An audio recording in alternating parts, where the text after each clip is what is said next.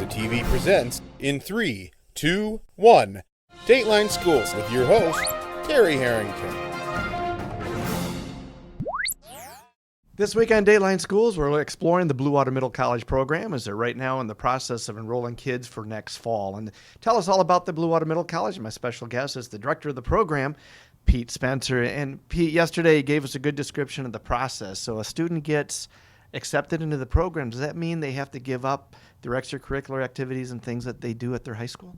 Well, usually the answer is no, that they do not have to give up, whether it's athletics or drama or band, things like that. Now, having to travel to St. Clair County Community College to take classes, it does add one more thing to their plate, and some of our students are very busy, but they don't have to leave the activities that they want. They just have to schedule around them. Now, some of our students decide that they do want to give up, or they have to give up maybe one of the activities to make everything fit. One of the things they've told us is that being a middle college student really helps them learn to manage their time, and that's a key skill for college students in general. Now, also, too, we hear a lot, especially for our seniors, that they got to do really well on writing these entrance exam essays, I should say.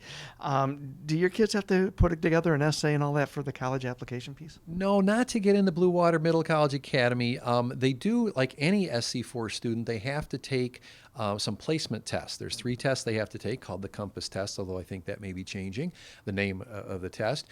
And that will place them into particular courses, whether what reading level course or writing, and then mathematics as well. Okay, but that's just done automatically. It's just part of the enrollment process. Absolutely. They would do that in the spring of 10th grade, and then that helps guide their scheduling in the fall. Okay. And speaking of scheduling, I know you and I both, we have our college degrees, and we know that scheduling those classes is not one of our most pleasant experiences of college.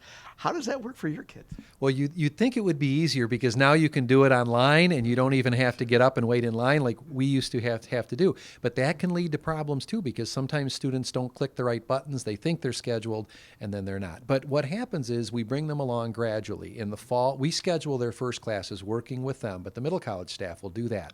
After that, we teach them when they're on campus how to do the registration. Folks from SC4 will talk to the students, lead them through the process, and then we're there to help and to double check if they're not registered, and we think they should be. But they learn to do that pretty early on, and it's not a difficult thing to do, but again, you've got some things you have to double check and make sure it went through properly. We'll be back with more tomorrow. For Dateline Schools, I'm Terry Harrington.